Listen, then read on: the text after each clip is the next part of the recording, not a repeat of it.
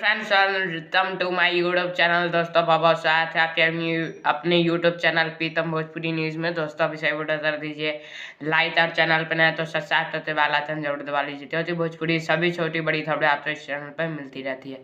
तो वीडियो में बात आए थे साहिल यादव था। आज सुबह सॉन्ग हुआ अपनी तो जैसी तैसी सॉन्ग तो जरूर सुने सारे हम भोजपुरी पर सुबह 7 बजे रिलीज हुआ है। शिल्पी राज और खेसारी लाल यादव ने गाया हुआ है। तो चलिए बढ़ते हैं होली है जानो की तरफ।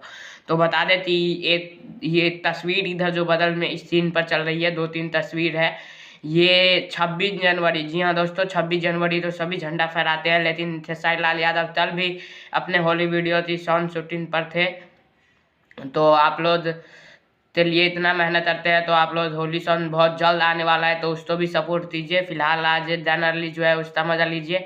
और ये होली सॉन्ग तोमल सिंह के साथ शूट हो रही है और पूरी टीम है।